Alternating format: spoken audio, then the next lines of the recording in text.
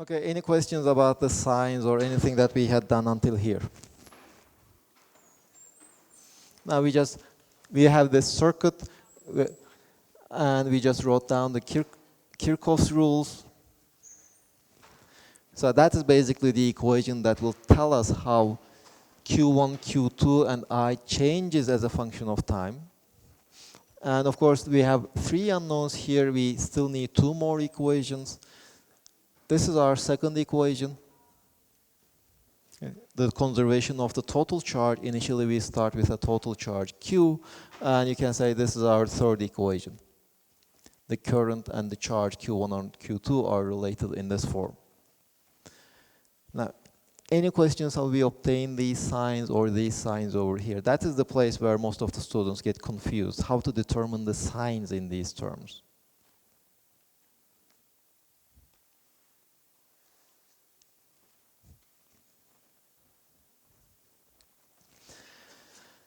Now, of course, we have our differential equation.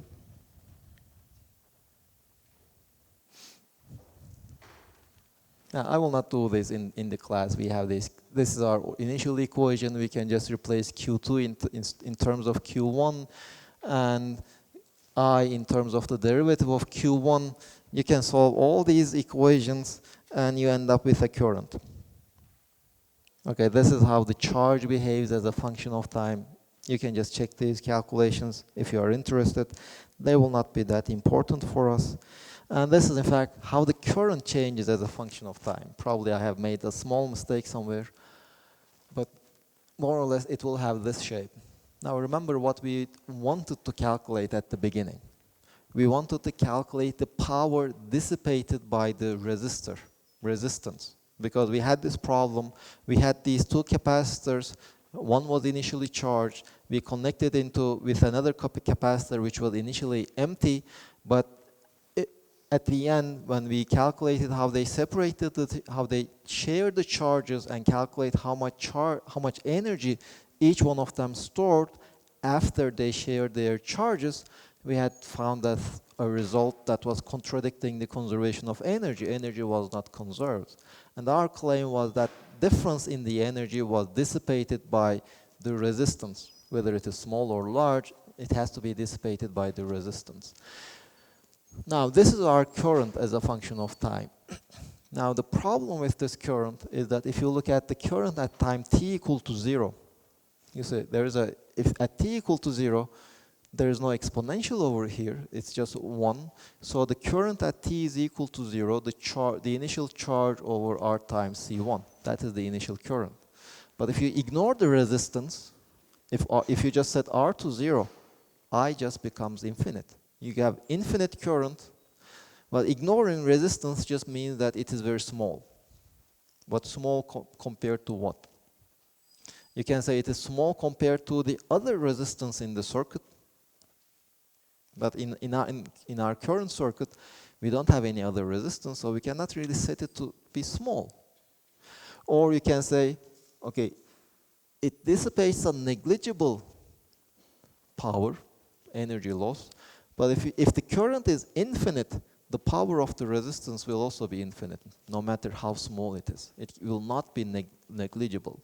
And if you have this current, calculate the power, which is V times I or I squared times R. And the power is again inversely proportional to the resistance, the power at the time t. So you see, if you set again R is equal to 0, it has 0 power at all times except at time t equal to 0. Because if you are not at time t is equal to 0, this number over here is just 0 if you set R to 0. But you have this factor over here, at t equal to 0, this factor is just 1, independent of the value of R. But nevertheless, you end up having an infinite power if you ignore the resistance. So you have the resistor, when you connect the capacitors, effectively what they do is they just dissipate energy in a very short amount of time, but the energy they dissipate will be very large if the resistance is very small. So they just dissipate away the energy, some energy, and if you calculate the total energy dissipation, the resistance just drops away. It's independent of the resistance of the circuit. Well, this C1 shouldn't be here, but I couldn't figure out where it comes from yet. So it just dissipates, independent of how much resistance you have, it just dissipates the difference in the energy. So you still have energy conservation even in that question. Okay, although in the solution you had an energy violation, non-conservation of energy. In reality, you will always have energy conservation. And when you are neglecting certain things, you have to always be careful about them. You have to make sure that they are really small. Now, any questions on capacitors?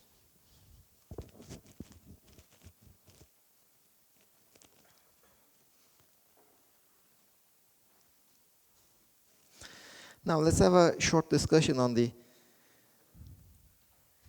ammeter, voltmeters.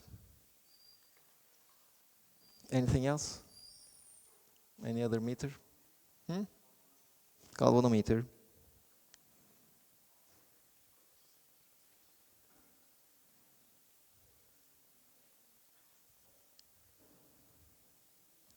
Well, the basic idea is we will study them in their working principle in more detail later on. But these devices, they convert the current that runs through them into motion. So basically you have some kind of an electric motor. It has a gauge, a needle. So you have all these scales.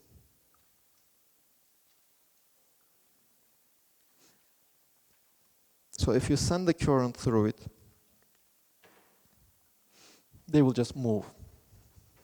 So you have the current creates some motion. And using that motion, let's say this deflection angle, let's call it theta, they are usually arranged such that this theta will be proportional to I.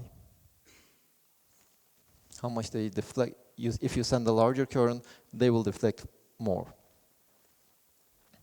Now, how do they work? Again, we will study it when we study magnetism. Now, we will be starting magnetism on Thursday. What does an ammeter do?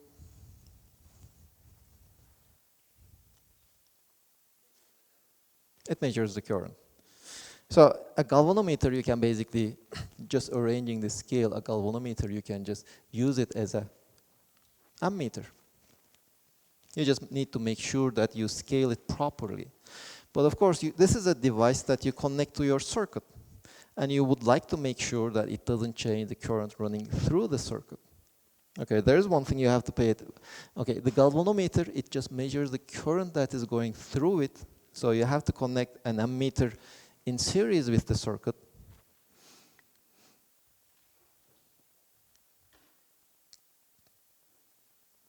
So you put some resistance, and here you put an ammeter.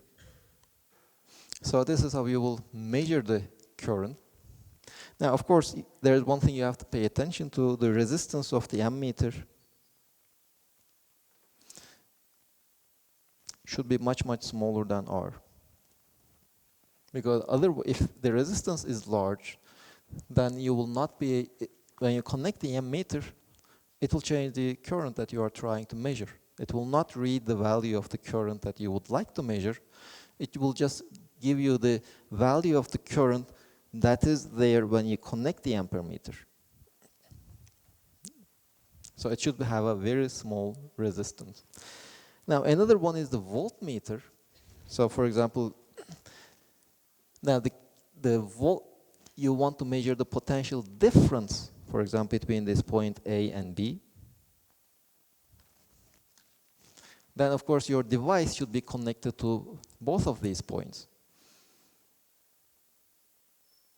So this is your voltmeter.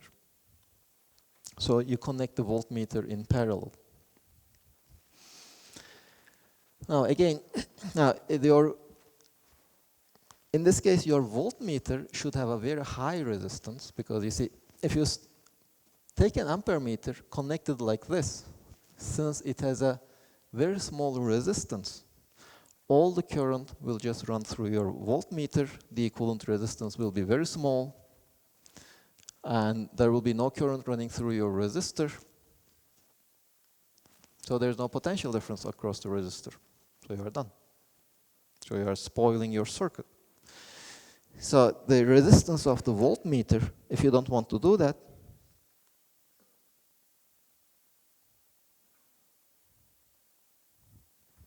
should be much, much larger than the resistance across which you are trying to measure the potential difference, so that there will be a very small current running through it.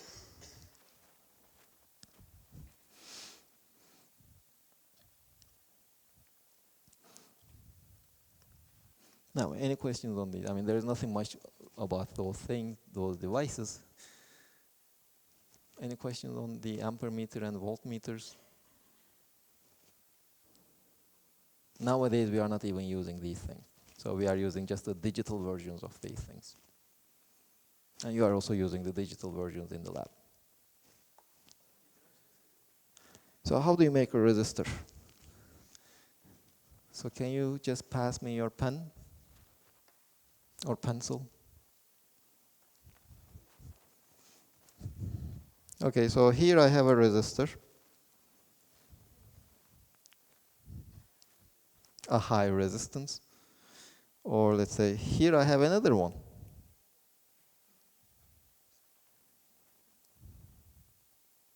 Well, this would have quite a high resistance. And since as far as I know, they are also using a kind of a glue in it, so that it's not even a conductor. It has such a high resistance. But just pick up a coal from a fire, it's a resistor. Or just take a very long wire, again a resistor. So making a resistor is trivial. The problem is, how do you make a resistor of a given resistance?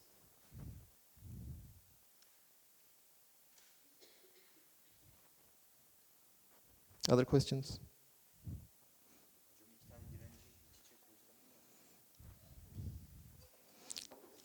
They're solid objects anyway.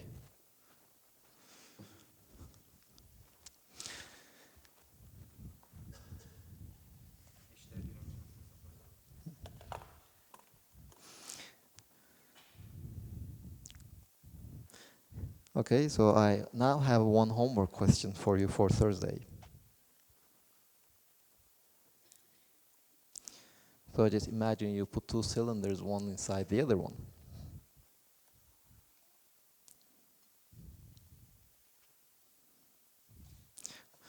Prepare your cellular phones.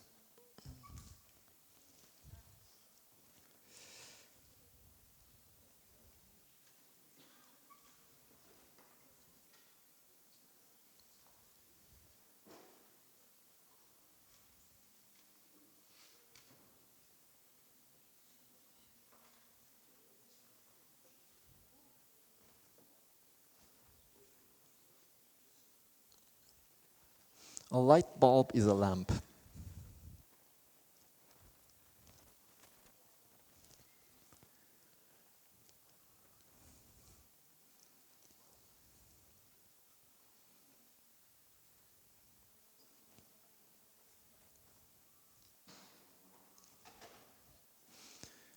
So basically you have one battery, you connect one lamp to it, and then you connect a second lamp to it in series with the first one. So what happens to the power output of the battery?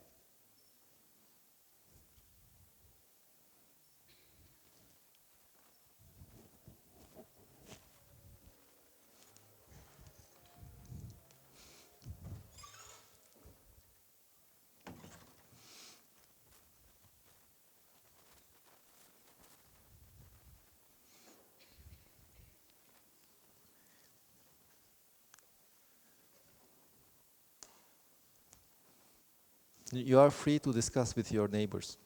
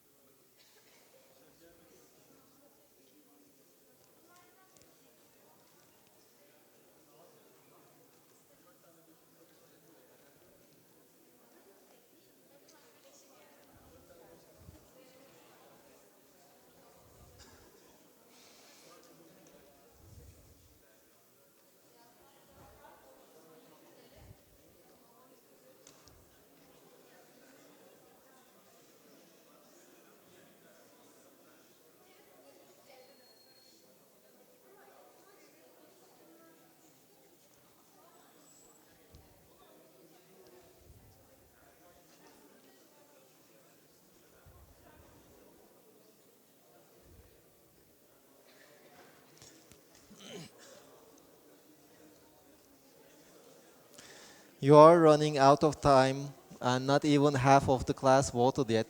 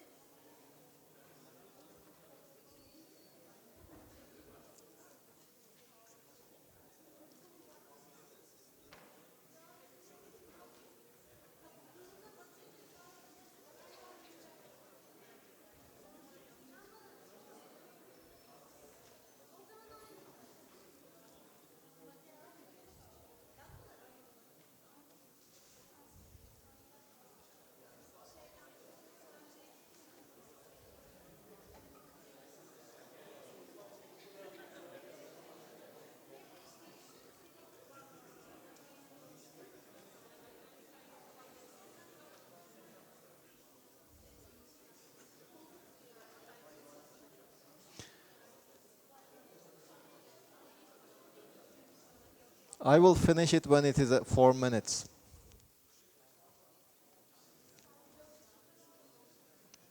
Not 4 more minutes, just 1 more minute. And when it reads 4 minutes over there, I will finish it.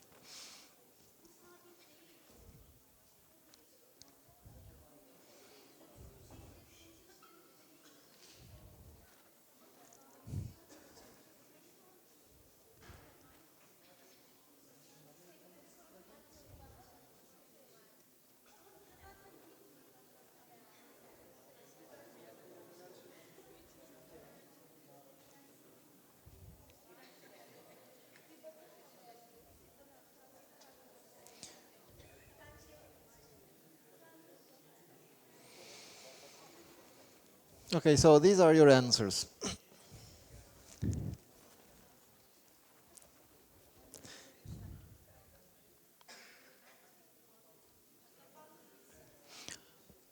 Okay, why A? Anybody who would like to say why A? 4 times higher?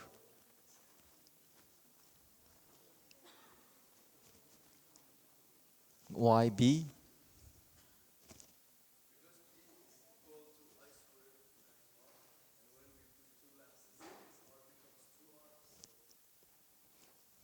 Okay, so your friend is saying that resistance is twice. Since I squared R gets twice bigger, the power output is twice as high. So you are supporting which answer? D, okay? Okay.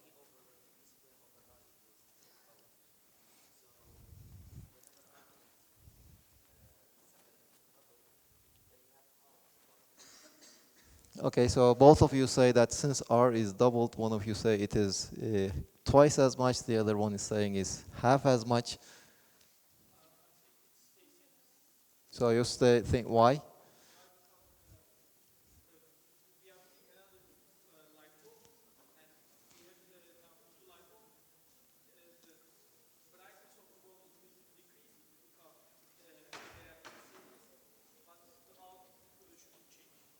Okay, your friend is saying that each lamp will have a lower light output, but the sum will be the same. Anybody else?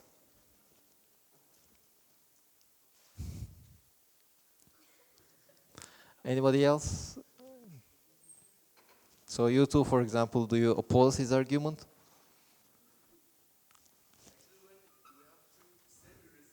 Okay. You are both saying that R is doubled.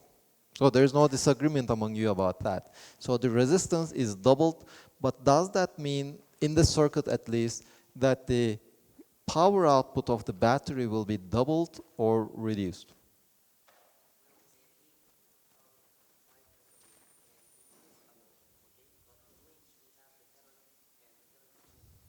So he's saying that when we double the resistance, the current is no longer the same.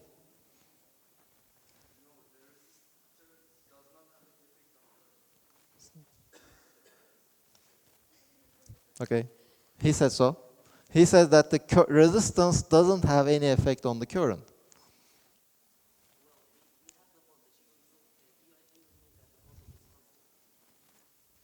He's saying that. Do you agree with him? That the voltage is constant. He says that the voltage is constant.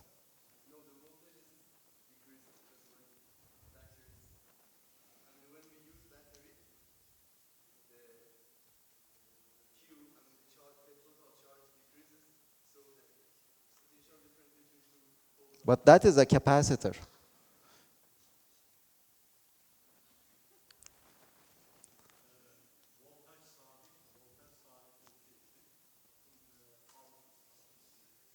So you are also saying that the potential is the same. Potential doesn't change. Well, that is you see, here we have a battery. The property of the battery is that it provides a constant, almost a constant potential difference. It provides a constant EMF. So since EMF is constant, the power is both I squared times R, as you said, and V squared over R, as your friend said over here. They are both true. But since the potential difference is constant, the current has to decrease if you increase the resistance. So there's no more resistance to the current. So there will be a less current. So I squared R, it is true R is doubled, but I is halved. So I squared becomes 1/4 I squared, R becomes just twice R, and again the answer is half as much as the initial value. Now, because you see, V, the potential difference provided by the battery, let's discuss it. You see, the circuit we have is basically this one. We have a battery and a resistor. So here, this is our V. If we said there is an I, the relation between them is V is equal to I times R. So if V is constant and you double R, that means the current has to be decreased by a factor of 2. If, of course, V is constant. And that is what the battery does. A battery keeps V constant, almost independent of how much current you draw from it. So the answer is D.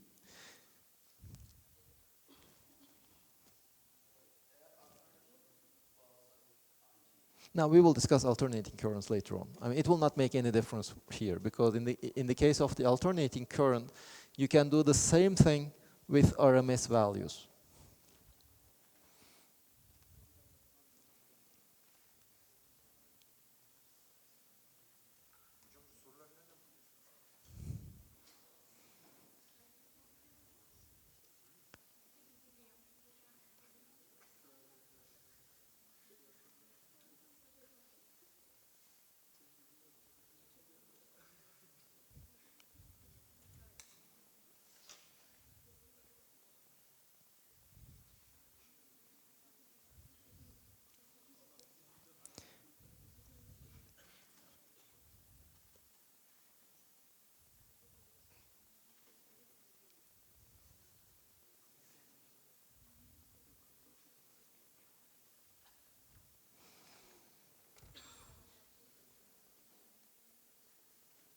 Okay, the timer should have started. Just try to send a message. Send your answers. Although you try it.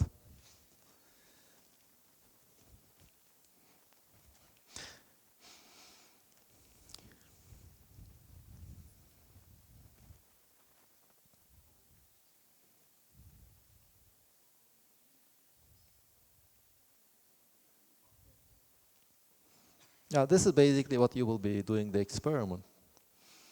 So you start from zero current, zero charge in the capacitor, and you are not applying any potential difference, and then you just turn on the battery. You apply a potential difference.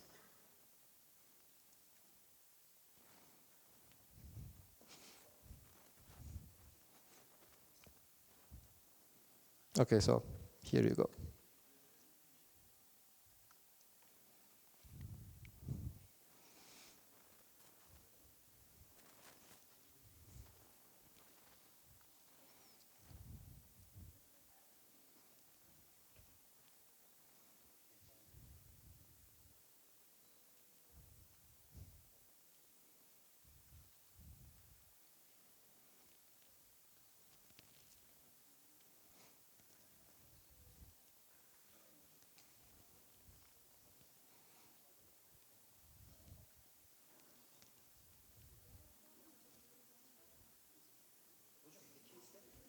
Decay in Turkish, it just means azalıyor.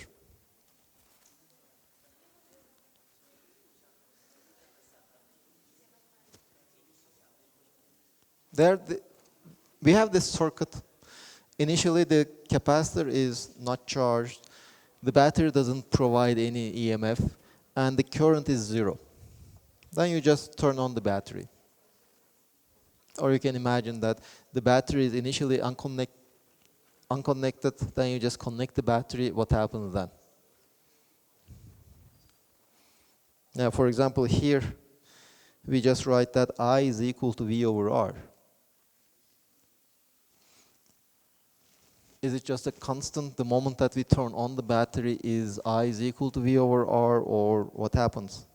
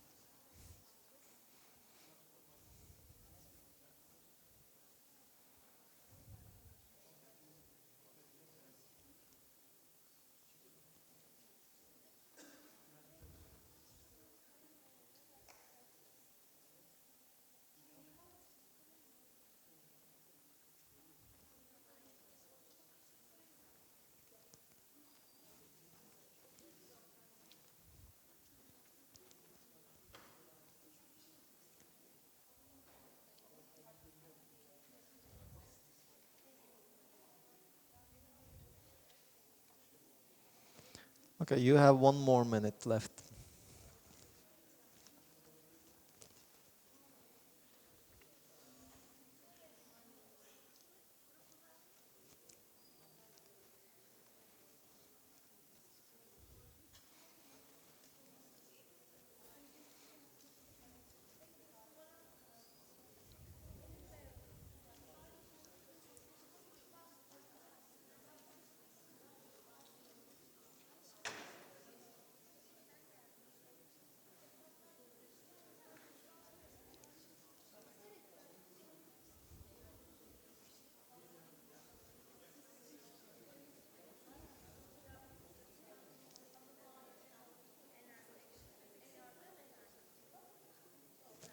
Your last seconds if you want to send your answer.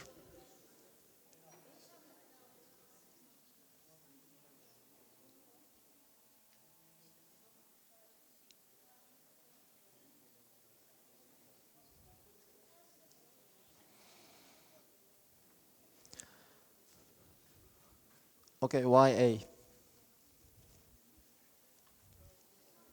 Somebody else? Why A? Why you think it is A?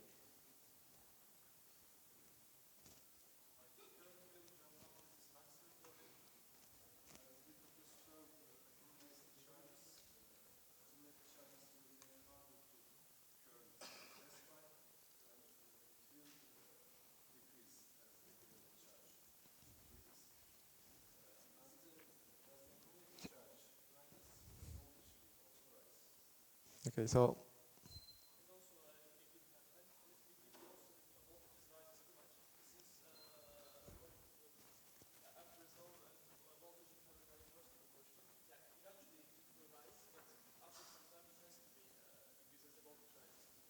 Which should decrease? I jump some, then decay jump. Okay. Okay, anybody else?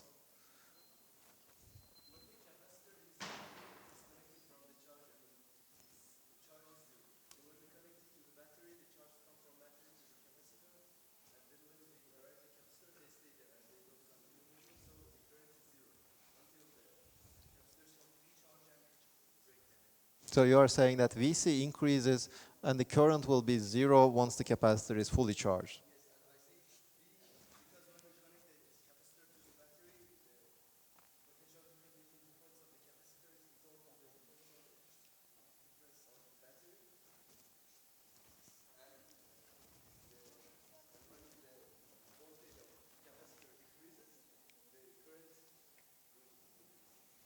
Well, don't forget that this is a real circuit, so although it is not mentioned over here, it inevitably has some resistance.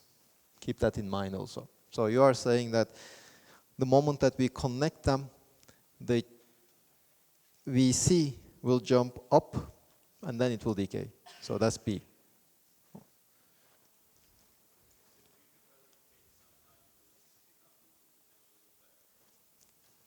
So your friend had one argument though. He said that, okay, since we are connected it to the battery, the potential difference across the battery is already some finite value. So the value of the potential across the capacitor should start from that finite value. It should jump from 0 to that value first. Do you agree or disagree with that? Okay, what is wrong with his argument then?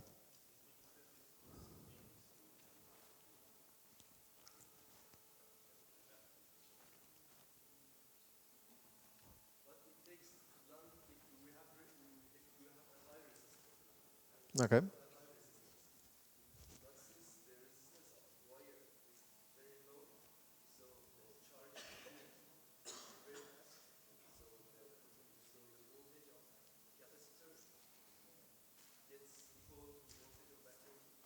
Very fast. Okay.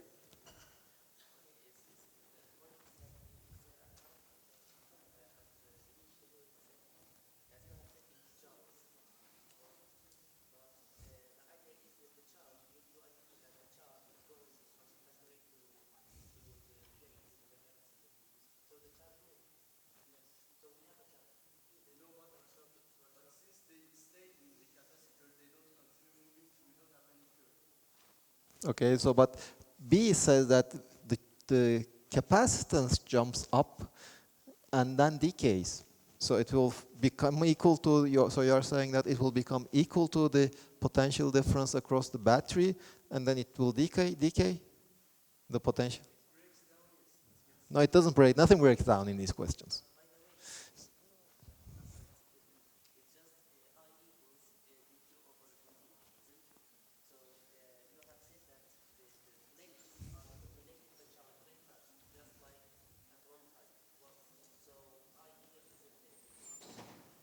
So I just jumps, so you are saying. I jumps and then decays. Okay, now there was somebody else.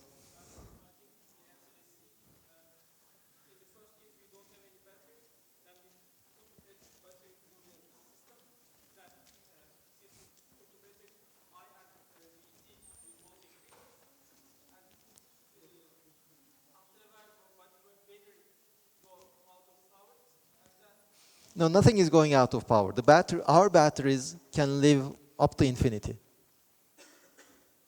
Okay, we are not running out of battery power.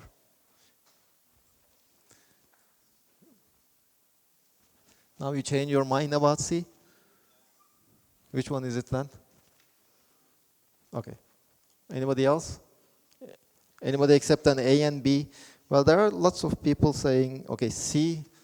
So anybody else who thinks it is C? I would like to explain your reasoning. Or if you had changed your mind, explain, I mean, what mistake you made. Anybody who would like to explain D or E? Okay, nobody. So let's look at I. I jumps up. Okay, this is, at least for the time being, I will just jump up from 0 to some finite value instantaneously, because the capacitor will just behave as if it is not there. Since it is not charged, it is not resisting the current, so it will just behave as if it's a short circuit. So we just connect the battery, or if you go back to this example over here, in this example there is no capacitance. This is, you can just think of as the initial t equal to 0 time, I just jumps to this value V over R. So I just jumps. So it can be A, B, not C, or E. Okay, as I jumps up, it starts filling the capacitor. Now you see, initially there is some resistance. Since there is a resistance and a large current is flowing through it, the potential difference across our battery should be equal to I times that resistance. If that resistance is very small, as you said, then that means I will be a huge, the initial current will be huge, so a huge number, a huge current times a small resistance will still be more or less equal to the potential difference provided by our battery. So the potential difference across our capacitor will be 0. There is not yet any charge accumulated on the capacitor. So initially I jumps up, but we see just stays 0. As time moves on, more and more charge is accumulating on the capacitor, but we know that the potential difference across a capacitor is proportional to the charge that is accumulated, so we see just rises. This is, of course, using the things that we had learned until now. Now, eventually, when we learn some more about magnetism, we will see that even I rises gradually. It doesn't jump up. It increases gradually, and we see also rises gradually. It will not be instantaneous. In nature, let's say, nothing changes discontinuously. All the changes that you will see in nature, they will always be continuous changes. Any questions before you go?